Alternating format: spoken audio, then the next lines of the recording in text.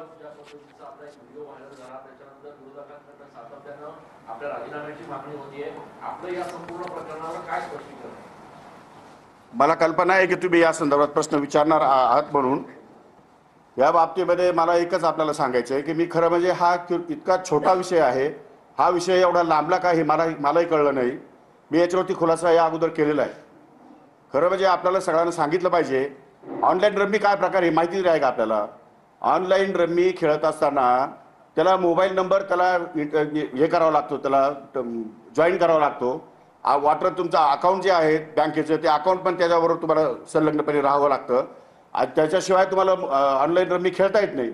आणि अशा प्रकारचं कुठलंही अकाउंट, कुठलाही मोबाईल नंबर, माझा मोबाईल नंबर 9763711177 नंबर आहे. माझे अकाउंट बँकेचे अकाउंट मी या ठिकाणी देणार आहे.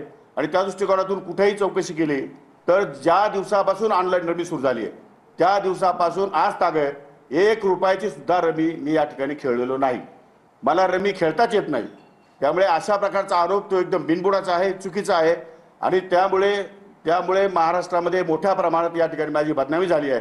कारण नसताना ऑनलाईन रमीचा जो आरोप केला आहे, ज्या राजकीय नेत्यांनी जो आरोप केला आहे आणि ज्यांनी माझी बदनामी केली आहे त्या सर्वांना मी कोर्टात खेचल्याशिवाय राहणार नाही. पण मग नेमकं त्या दिवशी काय घडवलं, काय स्पष्टीकरण तुमचं? कारण तुम्ही त्याच्या व्हिडिओ रमी खेळताना दिसताय, काय करताय? रमी नाहीच. मी सांगितलं की मी त्या दिवशी हाऊसमध्ये माझं काम होतं. 6 वाजता हाऊसचा टाईम होता, माझं लक्षवेधी होती.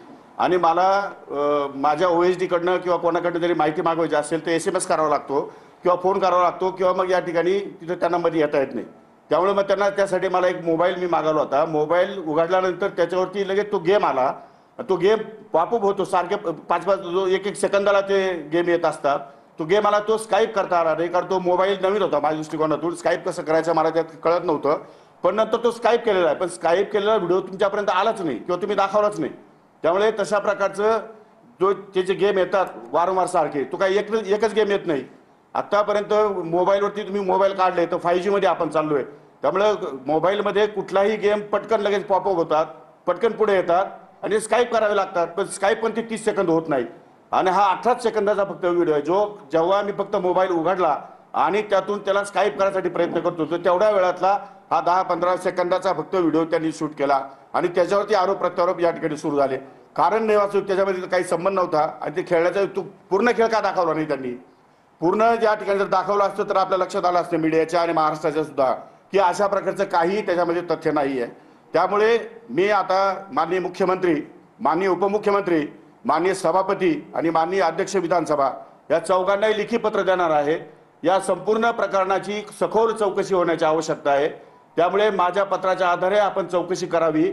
जर मी ऑनलाईन रमी खेळत असेल आणि मी जर दोषी सापडलो तर नागपूरच्या अधिवेशनामध्ये उपमुख्यमंत्री किंवा मुख्यमंत्री दोघांपैकी कोणी एकाने निवेदन करावं. त्या क्षणाला न थांबता मंत्री आणि उपमुख्यमंत्री आणि मुख्यमंत्र्यांना न भेटता राज्यपालाकडे जाऊन मी माझा राजीनामा सादर करेन.